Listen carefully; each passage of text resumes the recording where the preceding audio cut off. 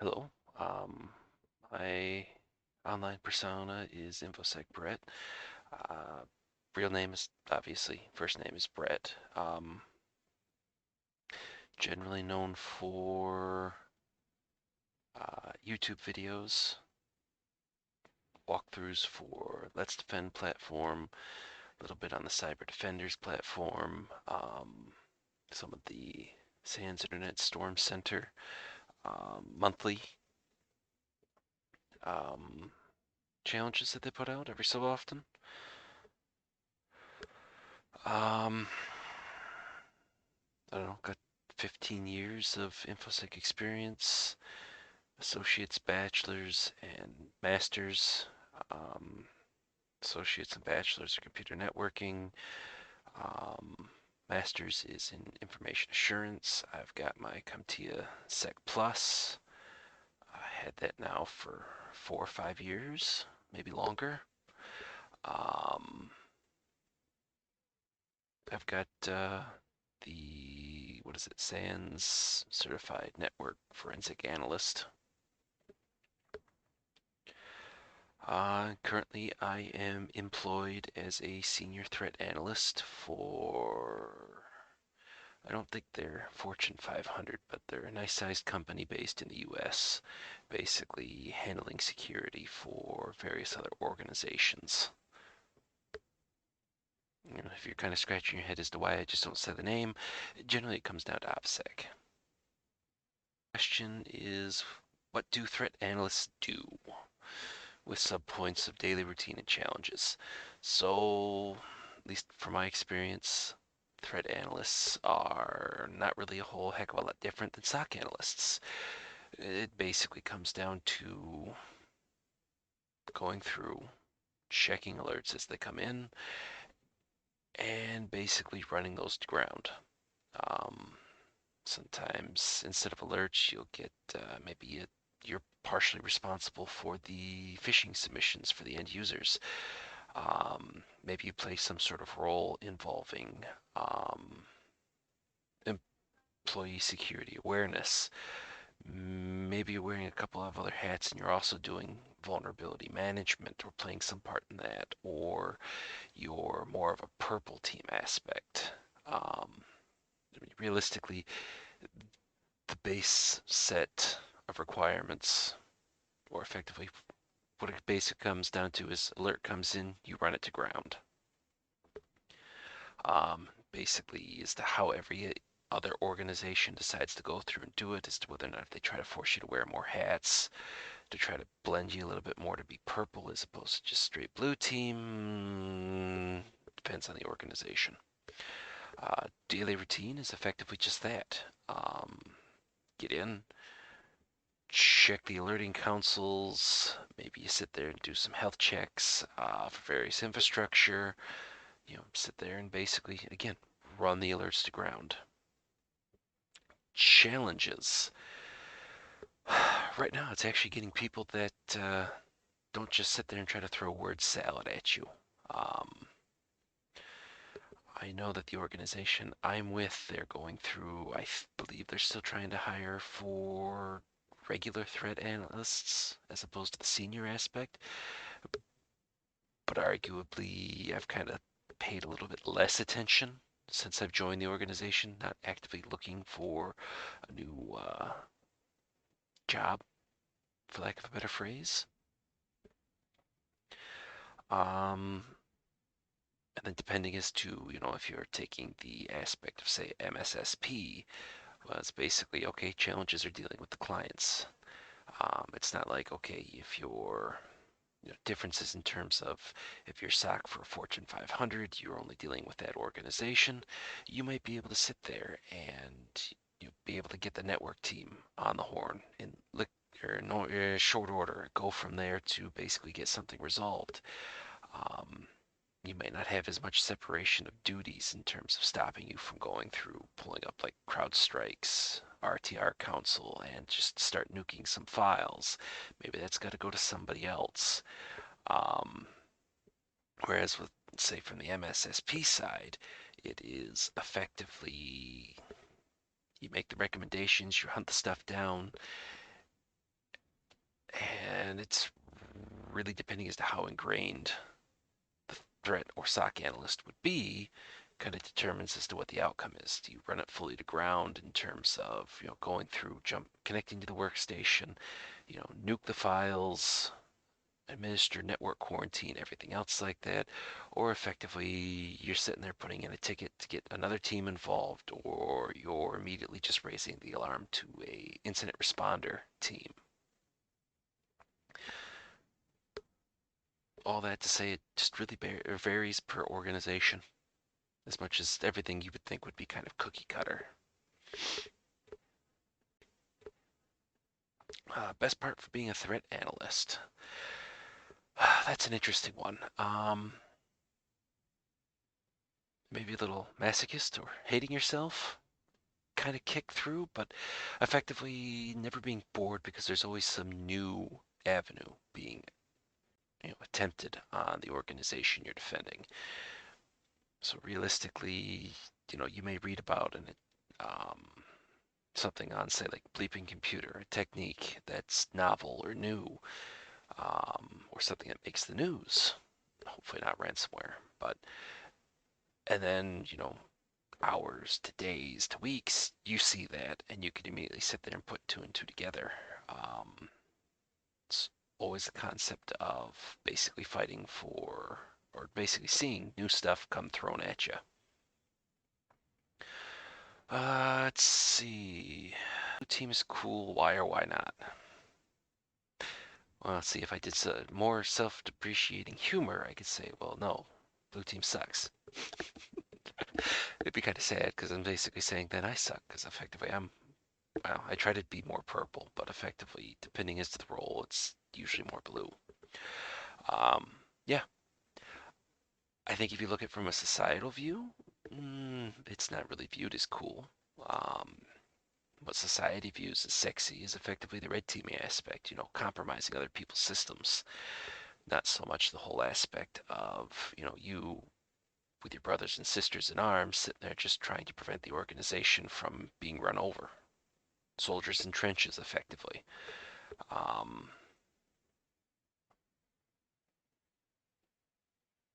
Outside the societal view, yeah. Um, I think it's extremely underrated for the most part. Um, it may not be viewed as sexy, but effectively, I mean, sooner or later, you get to see those new red team tactics as you're going through trying to respond to them as they're being used against you. Sooner or later. Um, let's see. So, which skills are a requirement for the blue team side? Soft skills, being able to communicate would be the first thing. I mean, beginning of every new deployment, effectively, I'm more of an introvert as opposed to an extrovert. But once you kind of get in that groove of how they do things and go from there, you get to be a little bit of a loudmouth myself. But um, I think ultimately tech stack is, I mean, just about any organization is going to teach you their specifics.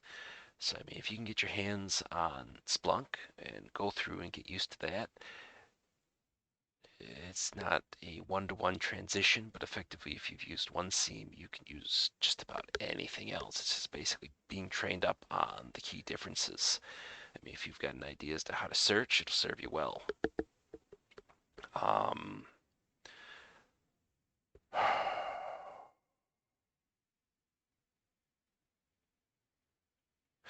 Drive and determination, I think, would be another thing.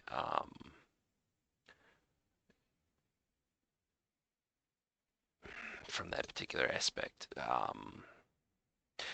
Drive and determination to constantly sit there and improve yourself, be it on platforms like LetsDefend, Cyber Defenders, try Hack Me even. Anything you can get your hands on.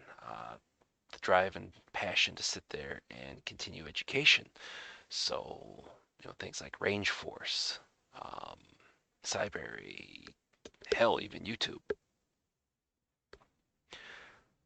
Um, And I guess it's effectively the other portion, skill would be investigative techniques. I mean, know how to be able to sit there and like parse an email, parse a link, have some sort of idea as to at least the basics as to, understanding like, okay, what's a hash of a file?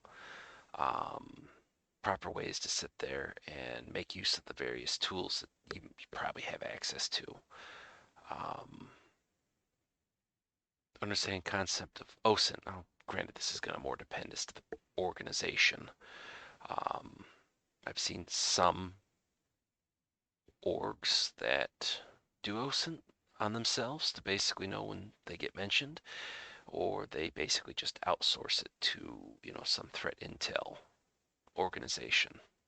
Um, Things like security scorecard, um, recorded future, any of those type of things. I think Looking Glass was another one.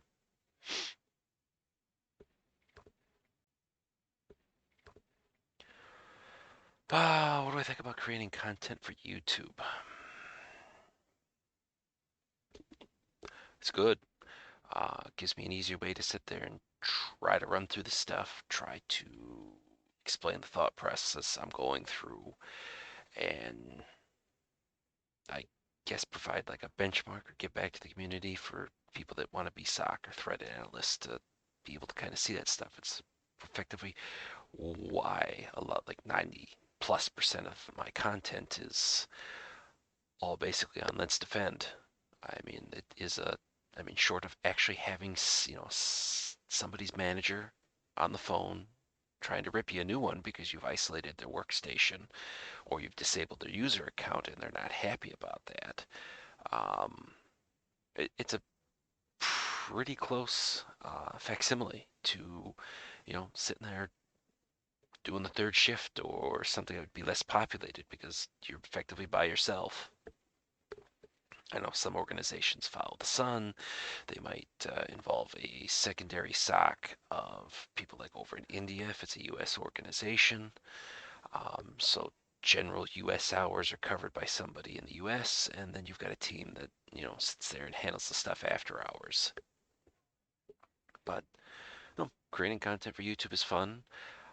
A little bit stressful at particular times because it's like I get some feedback, but not really metric tons. So it's like, okay, is anybody getting anything out of this? So it's always nice when somebody reaches out, Discord, email, a comment on one of the videos that they've gotten, taken something from it, as opposed to, hey, your video quality sucks, or non-constructive criticism, something else along those lines. Let's see what else we have here. What do you recommend for those that want to become a threat analyst? Well, I guess it depends on what your starting point is. If you're an organization that's got a SOC or an IT security team, get to know them. Get on a first name basis. My path into information security officially is kind of unique. Um, I got that drive and passion the first time the family computer got a virus that was brought home with a floppy disk. Yes, I'm aging myself slightly.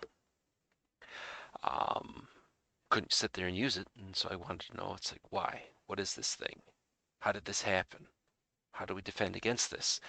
It's amazing when you want to do something and there's something in your way. You figure figure out a way to go through and get that stuff resolved.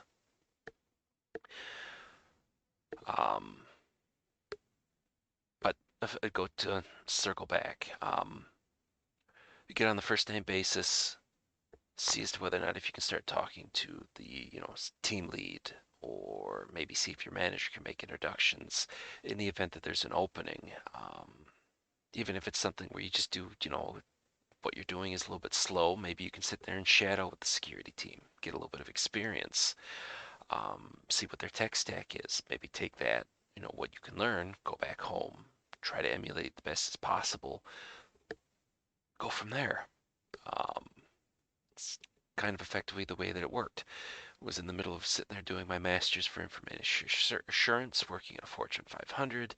I was just their Well, I was data center ops. Um, Also responsible for the tech lab that was in the data center. So basically, like a mini data center of sorts, where you could basically do non-production projects, things of that nature, proof of concepts. Um, Part of that was basically make sure that all the boxes that were underneath the data center ops team's control were patched. We were doing vuln scans. We were, going through setting up like Security Onion to kind of sit there and try to modernize part of our process. The other aspect was because of the fact that, okay, I had access to the data center, we'd go through and we would have to pull logs for servers for warranty purposes to get technicians sent out with replacement parts, everything else like that, because I don't know, the organization owned them, but then had a pretty sweet support contract. Um, but part of this would be okay, kind of skim the logs to see as to what would come through. And I think part of what helped was being able to sit there and see the aspect of, hey, it looks like somebody's trying to brute force these, and then basically take it to the SOC. Um, or somebody on the security team, basically noticing those things that may not be generally reported and take it up to them. Not that you want to give them more work, but it's like, hey, I'm not IT security, but I noticed something that looks like somebody's trying to brute force, this server. I took a quick look, and okay, it looks like this server too as well. Basically, trying to bring an actual relevant security event to their attention. Talking to your manager to see as to whether or not they can put in a good word also is a very big help. My manager at the time realized that there wasn't really anywhere else for me to go in DCO. Um, Wanted to kind of keep me there and figured it's just like, okay, well, Sox moved into our building, so why don't I sit there and start greasing the wheels? It's like, hey, you ever need anybody? I got somebody on my team that, you know, they're getting their masters, they've got their CompTIA, Sec Plus, they do all these things, try to make introductions. Um, the other aspect would be too, especially if you have an IT security team or a SOC manager, see is to point blank ask them. I mean, introduce yourself, maybe do a couple of quick conversations, but at a particular point raise the issue of you know besides the job shadowing aspect, um, mentoring would be the other big thing. Basically getting in there. Um, I mean, besides that, platforms like LetsDefend, TryHackMe has, I believe. Oh, I was just looking it up. They've got a path in like cyber defense for defensive security, going through, I would say, effectively, as much as I hate to say it, I think a lot of the colleges have kind of fallen a little bit behind with some of this stuff. So I'd put more emphasis on if you can get the experience, great. That would be the number one thing. Of course, that's obviously the more difficult aspect if you sit there and take a look at some of these job postings. Entry level positions. Well, we really want somebody with a year to 3 years of experience already. Of course, you can do some creative accounting for that. Did you sit there and make sure that your home network, stand up OpenVAS, or do they have like a community version of Nessus still? You scanned it, or maybe you stood up a lab at home. I mean, old computer, old in 2022 standards. Um, you know, Dumped, you know, ESXi on it and stood up a couple of different VMs. Um, Gone through and basically circle back. Um, Maybe even starting a blog, YouTube channel, going through as you go through and do this stuff, so you can effectively, show that okay. And it's one of the nice things about Let's Defend is the fact that okay, they've already modeled the environment for you. If you record yourself while you're going through this, okay, you know, if you get asked, it's just like if you can actually get to the point of the interview, or you can basically add it to the resume. It's just like, hey, I have mock experience working my way through this. Here's the links for okay handling a potential cred fish, malware on a workstation, some sort of weird traffic analysis. Anything else that you can go through and do to record.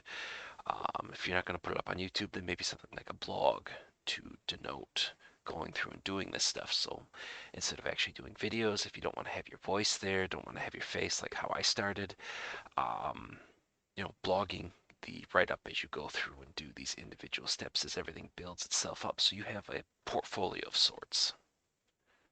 Well, that might be the longest answer I think I've done on this particular aspect. Last question. What are three important things that you learn the hard way? Uh, it's going to be kind of cliche, but the work-life balance. Um, it's extremely easy, especially if you form a bond with majority of your team in the SOC or the Fusion Center, depending as to how they want to call it.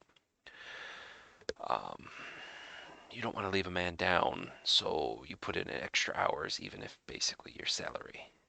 So you're not seeing any extra pay, anything else like that. You're spending more of your time. You're basically reducing the amount of downtime that you have, everything else like that, because your comrade in arms are basically being overwhelmed. That was me.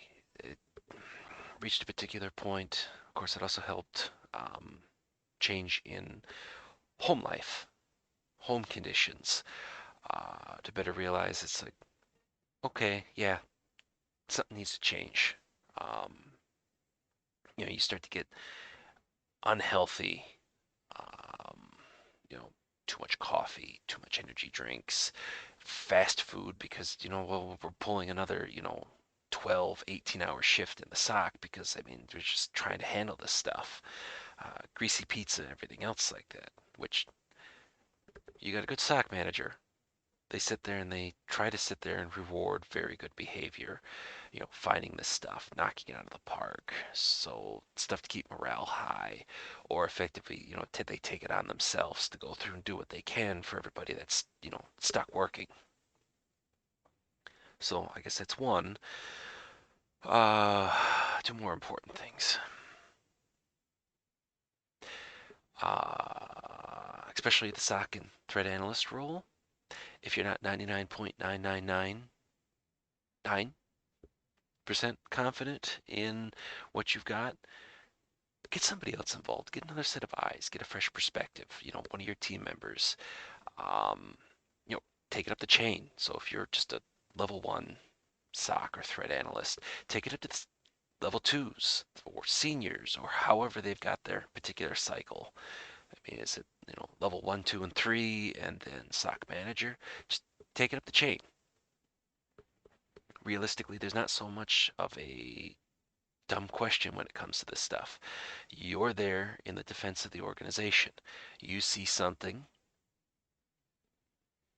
does not hurt to get a second opinion. Now, obviously, if you're swamped, it's discretion, depending on how much leeway they're giving you. But don't be afraid to sit there and get another opinion. I mean, my whole thing was I wanted to jump in and just run everything down. Um, Not have to get anybody else involved, anything else like that. There were a couple of occasions where you go too fast, you're too anxious, you missed, a couple of pieces here, there, and effectively you don't have a full, complete picture of everything that went on. Whereas if you'd gotten somebody else involved or said, hey, I guess technically the other aspect would be slow down. Besides getting somebody else involved, if you're not 99.9999% sure. Um, I know the whole aspect, depending on the person, you get that adrenaline hit, you know, crap, we just got a critical that popped in. Okay, so let's take a look at this. Your whole emphasis would be, okay, we got to sit there and start immediately doing triage. Well, depending as to who's available, everything else like that, or if you're running solo, slow down, be thorough, I mean, unless of course you're getting, multiple indications of ransomware, something else like that, that basically says, no, we need to act now. But don't be afraid to sit there and slow down for, something that may looks like a click on a malicious link. I mean, effectively, okay, if it was going to lead to malware, by the time you've looked at the alert, it's already effectively too late. Now, I'm not saying, okay, well, just put it in the back burner and we'll come back to it. But effectively, don't, sit there and be like, okay, well, immediate nuke and pave. I mean, just because the tools are saying it's outright malicious doesn't necessarily mean it is. I mean, have you investigated? Have you taken a look and dumped it in something like scan, or what is it, URL scan? Have you dumped it into Virus Total?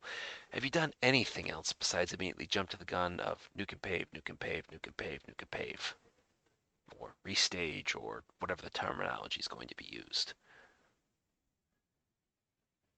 But so that basically would be the three important things. Try to maintain some sort of work-life balance. Don't be afraid to sit there and speak up. Get somebody else involved if you're not 100% sure. I mean, there are no bad questions. And honestly, most of the environments, depending as to how playful everybody is, you might get a little bit of crap. Nobody's being malicious. Nobody's being, trying to be hurtful. They're just ribbing you, as long as it's not a super toxic environment. Thankfully, most of the ones I've been in, it's not been an issue. Everybody wants to joke. And then slow down, the important aspect. You don't want to jump the gun. You don't want to miss something.